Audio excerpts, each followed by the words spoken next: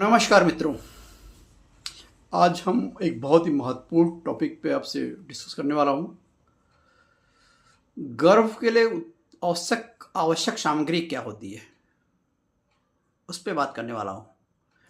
गर्भाशय में शुक्र, आर्तो, आत्मा, अष्ट प्रकृति और षोडश विकारों के संयोग को गर्भ की संज्ञा की गई है।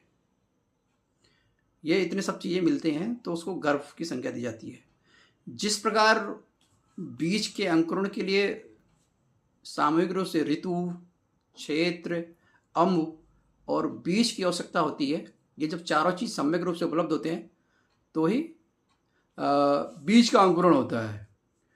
उसी प्रकार ये चार घटक यानी ऋतुकाल, स्वस्थ गर्भाशय, पोषक धातु, रस धातु और शुद्ध शुक्र और आर्तो, इन चारों का जब संयोग होता है तो स्वस्थ और समीक्ष गर्भोत्पत्ति के लिए आवश्यक होता है। इनसे गर्भ की उत्पत्ति होती है। ये चारों ही गर्भ के लिए आवश्यक सामग्री हैं।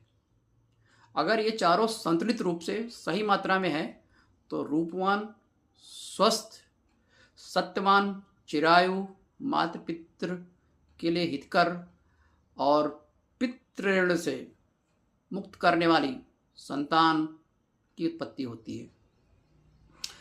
अगर इनमें से कोई भी घटक अनुपस्थित है तो या असंतुलित है तो या तो बंधत्व होगा या चिरपर्शों में होगा। गर्भ उत्पत्ति के लिए सबसे आवश्यक क्या है? ऋतु यानी ऋतुकाल यानी कि मासिक धर्म जो आता है शुरू के 3 दिन छोड़ करके अगले 16 दिन यानी कि बीच के जो 12 दिन है वो ऋतुकाल है। ऋतुमती उसको बोलते हैं, ऋतुमती अपने आयुर्वेद संहिता में। यह फर्टाइल विंडो है यानी इस पीरियड में अगर हम समवाय करते हैं या संबंध बनाते हैं तो गर्भ धारण के चांसेस सबसे ज़्यादा। तो पहला घटक हमारा क्या है? ऋतु।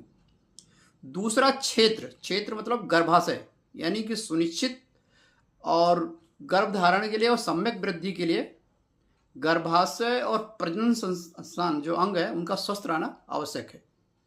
अगर इनमें कुछ विकृति होती है तो या तो बंधत्व होगा या गर्भोत्पाद हो सकता है। तीसरा महत्वपूर्ण बिंदु है अम्बु यानी कि आहार पाकजन जो रस औषधि है, रस धातु को सूचित करता है। तो ये आवश्यक क्या है? गर्भ धारण के लिए, गर्भाशय के पोषण के लिए, प्राणा अनुबंध के लिए, तिष्टि पुष्टि वृद्धि उत्साह आदि सबके लिए ये आवश्यक है यानी अम्बु जिसको बोलते हैं।